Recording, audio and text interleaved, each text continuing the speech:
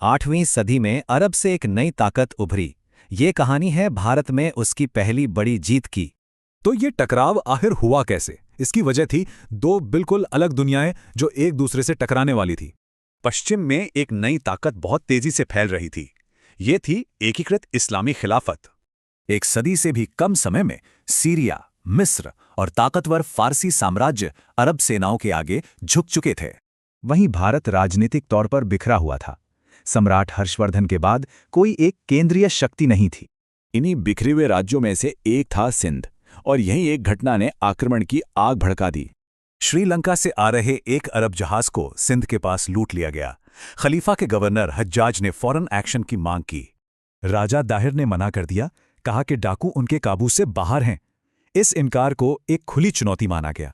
खिलाफत ने जो शुरुआती हमले किए वे नाकाम रहे। 711 ईस्वी में भेजी गई 2 सेनाएं हार गईं। सिंध कोई आसान निशाना नहीं था।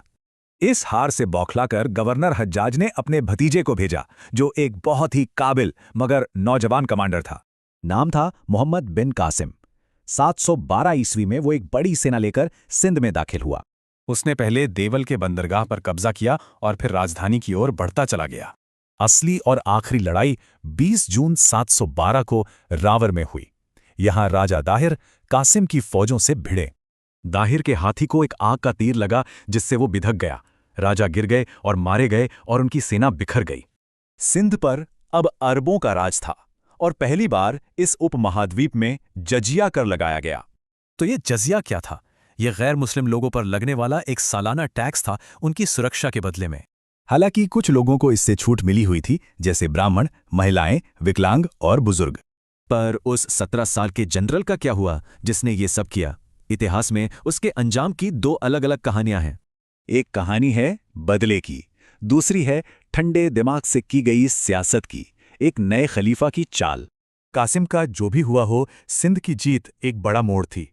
इसने भारत में पहली बार एक स्थायी अरब शासन की नींव रखी। इस एक जीत ने सदियों तक चलने वाले संघर्ष और सांस्कृतिक लेन देन के एक नए दौर की शुरुआत कर दी।